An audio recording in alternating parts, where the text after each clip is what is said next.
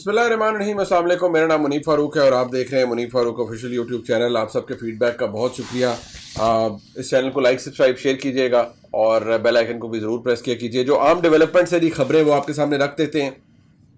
इंतखाबात फ़ौज करवाएगी, यानी वफाकी काबीना ने अप्रूवल दे दी है कि पाकिस्तान आर्मी और जो सिविलियन आर्म्ड फोर्सेस हैं वो इलेक्शन कमीशन की जारी बात है, डिमांड भी है, इंटीरियर मिनिस्ट्री की रिकमेंडेशन भी है। प्राइम मिनिस्टर ऑफिस ने फाइनली ये स्टेटमेंट इशू कर दी है, ये बयान जारी कर दिया है और कहा, ये उस स्टेटमेंट के अंदर लिखा गया कि these forces will perform duties at sensitive constituencies and polling station and will also act as rapid response force. यानी सेंसिटिव हसास पोलिंग स्टेशन पर काफ़ी ज़्यादा तादाद है अब उनकी, वहाँ पर ये फ़ौज की और जो सिविल आर्म फोर्सेस हैं इनकी तैनातियाँ होंगी और वहाँ पर ये रैपिड रिस्पांस फोर्स के तौर पे भी काम करेंगे। अब ये एक ऐसी चीज़ है जिससे बहुत कुछ ज़ाहिर भी हो रहा है और क्योंकि जो ट्रूप्स हैं उनकी कमी भी थी, जो पुलिस की डिप्लॉयमेंट है उसमें भी बताया जा रहा था काफ़ी जगह पर कमी आ रही है। तो इलेक्शन कमीशन ने ये दरख्वास्त की थी फाइनली के लिए हमें ये प्रोवाइड किया जाए। इंटीरियर मिनिस्ट्री को भी कहा था, जारी बात है, इंटीरियर मिनिस्ट्री को कहा, तो वजारत दाखिला को कहा, तो गवर्नमेंट ऑफ पाकिस्तान को कहा, तो गवर्नमेंट ऑफ पाकिस्तान ने फाइनली ये चीज़ सामने रखी है कि जी ये अब होने जा रहा है। अब इसका मतलब क्या है? इसका मतलब ये है कि जी अगर कोई तजर्बा किसी ने करने की कोशिश की, कोई लड़ाई झगड़ा ये वो आगे पीछे, तो जारी बात है अगर फ़ौज की डिप्लॉयमेंट होगी तो फिर मामलात हालात फ़र्क होंगे। खैर पहले भी होती रही है, कोई ऐसी बात नहीं है, 2018 में भी हुई और वहाँ पर भी डिप्लॉयमेंट्स थी, लेकिन इससे मैसेज ये भी जाता है कि ज़ोर ज़बरदस्ती जो कि इंतज़ामिया या फ़ौज की मर्ज़ी के ख़िलाफ़ होगी वो नहीं हो सकेगी। अब ज़रा मैं आपको ये बता दूं कि इससे क्या मज़ीद ज़ाहिर होता है। इससे मज़ीद ज़ाहिर ये होता है कि वो सेंसिटिव जगहें जहाँ पर ये शक है कि जहाँ पर नक्स अमन का ख़तरा है या जहाँ पर मतलूबा नताइज हासिल ना होने का ख़तरा है या जहाँ और मामलात हैं, वहाँ मामलात को भी काफ़ी हद तक कंट्रोल किया जाएगा। लेकिन हाँ, मैंने आपको पहले भी कहा था, मैं भी कहूँ कि बैलेट स्टफिंग नहीं होगी।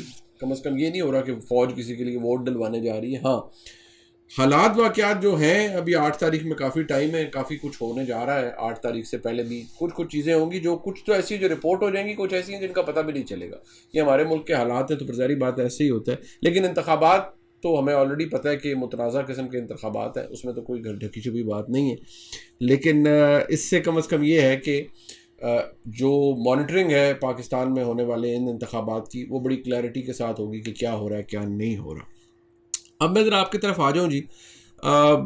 एक खदशा जिसका इजहार बिलावल भुट्टो जरदारी साहब कर रहे हैं, वो बार बार एक ही बात कर रहे हैं कि मियाँ नवाज शरीफ वापस आएंगे तो ये बड़ा इनके अंदर कीना है और ये आकर इंतकाम लेंगे, ये इस्टेब्लिशमेंट से भी इंतकाम लेंगे, ये इमरान खान से भी मज़ीद इंतकाम लेंगे और ये बड़ा कुछ करेंगे। भाई वैसे इमरान खान साहब से तो इंतकाम लेने की अब ज़रूरत इसलिए नहीं है क्योंकि इमरान खान साहब ने सियासी जमात को अपना मुखालिफ उतना नहीं बनाया जितना उन्होंने पाकिस्तान की फ़ौज को अपना मुखालिफ बना दिया।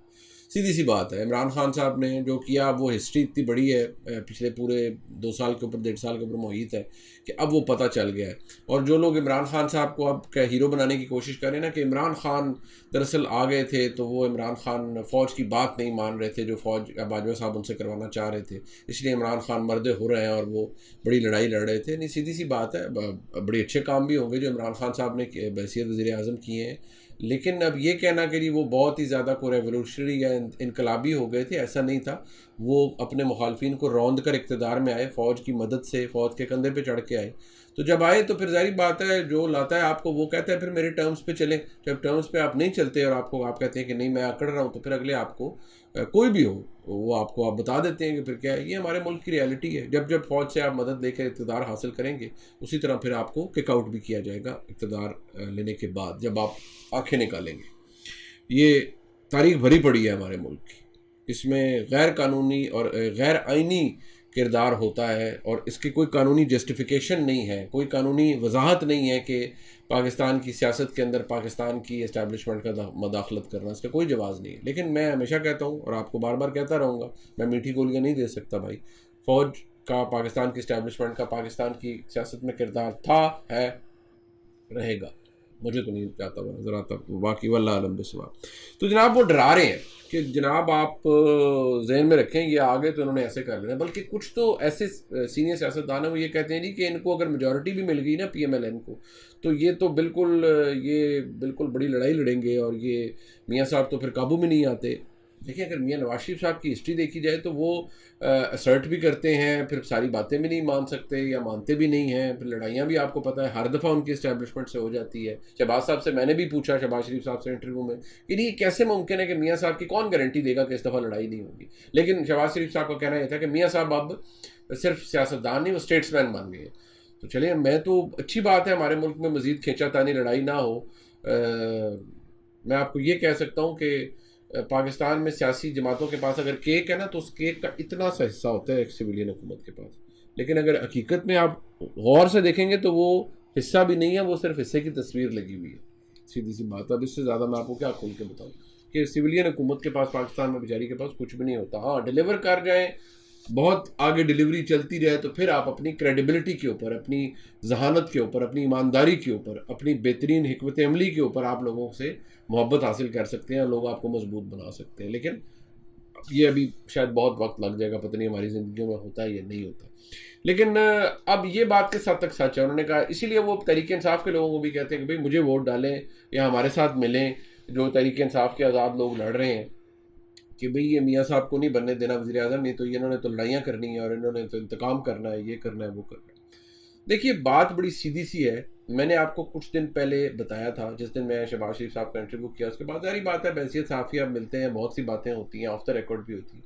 लेकिन मुझे जो असेसमेंट मैंने आपको उस दिन भी बताई थी, मैं आप भी बता देता हूँ कि PMLN को भी अब इस बात का अंदाज़ा है कि जो तहरीक इंसाफ ने हुआ के साथ हुआ है, जब तहरीक इंसाफ और इमरान खान साहब ने वो किया जो किसी ने भी नहीं किया था, तो फिर जो उनके साथ हुआ है और अब तक चल रहा है, इससे PMLN के कई लोग हैं, उनकी भी आंखें खुली हुई हैं कि भाई ये काम, हाथ जो है ना वो इतना सीधा हो गया है कि अब कोई इधर काम ख़राब हुआ तो फिर आगे मज़ीद मसाइल होंगे। ये मैं नहीं कह रहा, वो लोग कह रहे हैं जिनसे हम वैसी साफ़ी हम मिलते हैं, मैं मिलता हूँ और भी बहुत से लोग मिलते हैं। सो लड़ाई का तो अब मुझे नहीं लगता कोई इतना चांस फ़िलहाल, अगर मियाँ साहब को ऐसे ही रहे और उनका ये रहा कि भाई डेवलपमेंट, लोगों के ऊपर फोकस करना है, लड़ाइयाँ नहीं लड़नी, इंतकाम और स्कोर सेटलिंग की तरफ नहीं जाना।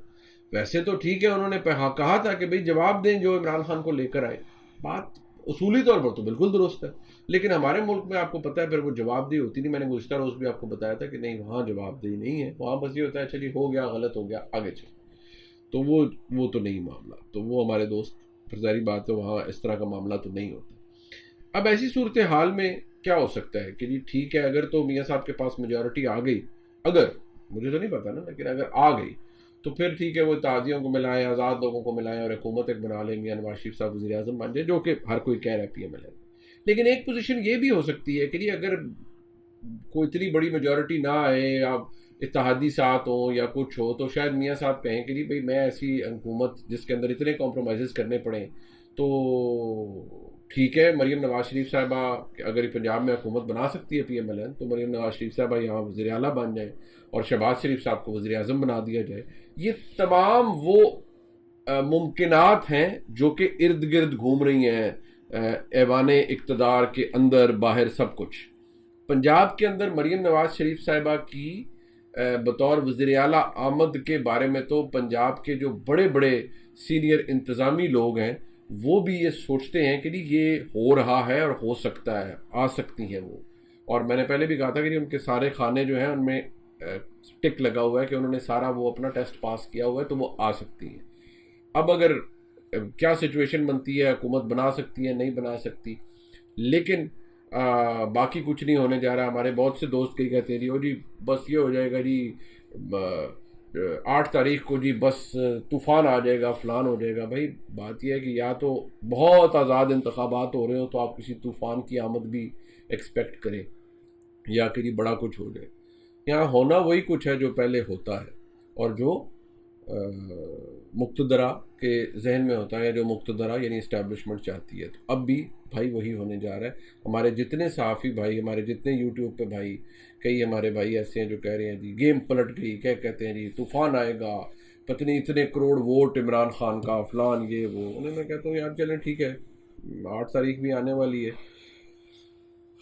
मैं तो पहले भी कह चुका हूँ कि इंतखाबात बस ऐसे ही है जो आपके सामने है, बाकी फिर इससे ज़्यादा खुली डुली बात और क्या हो सकती है। तो ऐसे ही है, ठीक है, आप ज़रूर इस बात को बेचें। जारी बात है ये चूरन बिकता है, यदि आप कहें जी कि गेम पलट गई और फलान हो गया, ये हो गया। गैब का इल्म तो वाकई अल्लाह ताला के पास है, किसी के पास नहीं है। जो ज़मीनी हक़ाइक़ आज तक के हैं वो मैंने अपने दोस्तों को बता दिए हैं कि भाई इसमें तो ऐसा कोई ख़ास काम नहीं होने जा रहा और वही कुछ है जो हो रहा है। और इमरान खान साहब ने अब लोगों को बुला लिया है कि जी एतवार को बाहर निकलें, और लोग कह रहे हैं लोग बाहर निकलेंगे या नहीं निकलेंगे। सियासी मूवमेंट के लिए इंतखाबात में लोगों को बाहर निकलना चाहिए, तहरीक इंसाफ के लिए निकलना चाहिए, पीसफुल पुरअमन रैलियाँ सब कुछ होना चाहिए। और मेरे ख्याल में तहरीक इंसाफ को ये हक मिलना चाहिए। हाँ, इंतशार नहीं होना चाहिए, लेकिन लोग डरे हुए भी हैं। वो इसलिए कि जो पिछली दफ़ा हुआ अब उसने डरा भी दिया लोगों को कि भाई इस चक्कर में हम मज़ीद रगड़े में ना आ जाएं। ओवर कॉन्शियस हुए हुए हैं लोग, और तहरीक इंसाफ के बहुत से लोग पता नहीं निकलते हैं नहीं निकलते, लेकिन इमरान खान साहब ने कहा। ब्लूमबर्ग की जो रिपोर्ट है जी उसको सारा दिन PMLN ने भी बड़ा प्रमोट किया है जी कि जी ओवरऑल मियां नवाज शरीफ साहब के हवाले से उन्होंने कहा जी उन्होंने इकॉनमी बेहतर मैनेज की और इनका स्कोर बेहतर है। अगर 2016 का पाकिस्तान देखा जाए या 2000 जब इवन गई भी करंट अकाउंट डेफिसिट ठीक ठाक प्रॉब्लम PMLN का था, लेकिन ओवरऑल PMLN की दौर में इकॉनमी ठीक थी, या उसकी बाय एंड लार्ज देखा जाए। मैं कोई मईशत दान तो नहीं हूँ, लेकिन ठीक है उसके हालात इतने बुरे भी नहीं थे। लेकिन वो ब्लूमबर्ग अगर ये कह रहा है तो जारी बात है, आप PMLN इसको बता भी रही है जी दुनिया को। ठीक है, मैं इसके ऊपर मईशत के ऊपर इसलिए ज़्यादा बात नहीं करता, लेकिन इसलिए क्योंकि मेरा सब्जेक्ट नहीं है। लेकिन जो हमारे मईशत है उनसे हम सुनते हैं तो वो उसमें से भी बहुत मसाइल निकाल देते हैं कि PMLN के दौर में भी ये बड़े मसले थे। Current account deficit, current account खसारा जो है वो एक सबसे बड़ा मसला था PMLN की हुकूमत का। अब और ट्रेड डेफिसिट भी था, तजारत का डेफिसिट भी था। अच्छा, एक और चीज़ जो आज हाईलाइट हुई सुप्रीम कोर्ट के अंदर, मैं आपको उसके अंदर एक तजाद बताना चाहता हूँ कि आज वो कासिम सूरी साहब की बड़ी डिस्कशन हुई कि कासिम सूरी साहब स्टे ऑर्डर पे अपनी टर्म एज MNA काट गए और उनको स्टे ऑर्डर मिला हुआ था, और इलेक्शन ट्रिब्यूनल ने जो उनके खिलाफ फैसला दिया था उसमें कहा था कि जी उस कहा गया था, और लोग कहते हैं जी कि उस उनके जो इंतखाब था उसमें हाथों की बजाय पाँव के अंगूठे भी बैलेट पेपर्स पे लगे थे। वल्लाह आलम ये बात सच है नहीं है, जो भी है बल्ली बात होती है। अब मसला ये है कि मैं आपको इसमें एक मुनाफकत तजाद बताता हूँ हमारे तहरीक इंसाफ के दोस्तों का। आपको याद होगा 2013 से 18 के बीच एयाज सादिक साहब का हल्का था, बड़ा शोर मचा, एयाज सादिक साहब को चैलेंज किया गया, उन्होंने स्टे लिया, बाद में वो उनका इलेक्शन का कदम हुआ, फिर बाई इलेक्शन हुआ जिसमें वो जीत गए बाई इलेक्शन। लेकिन इमरान खान साहब हमेशा कहते थे वो ये हाई कोर्ट के स्टे के पीछे छुप जाते हैं, ये सुप्रीम कोर्ट के स्टे के पीछे छुप जाते हैं, ये मुकाबला नहीं करते, फलान नहीं करते। उधर कासिम सूरी साहब जो उनके अपने डिप्टी स्पीकर थे वो पूरा अपना 5 साल टेन्योर निकाल गए उस स्टे ऑर्डर के ऊपर।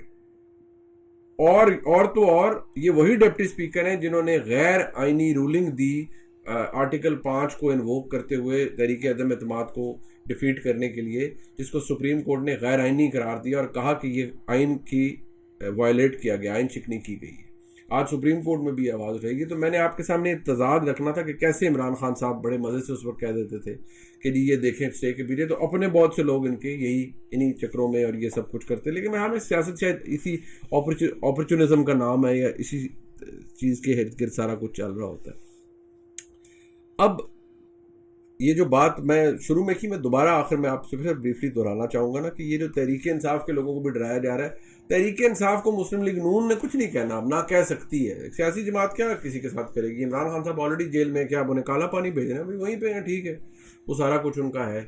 इमरान खान साहब की हाँ अलबत्ता बेल दोबारा की मुकदमात में 9 वही वाले में सलमान सफदर साहब बड़े बेहतरीन वकील हैं फौजदारी, उन्होंने रिवाइव करा ली हैं और लाहौर हाई कोर्ट के एक बेंच से, और वो हो गई है। अब वो तोशा खाना में और 190 मिलियन पाउंड के केस में भी इमरान खान साहब दोबारा अपनी बेल अप्लाई कर रहे हैं।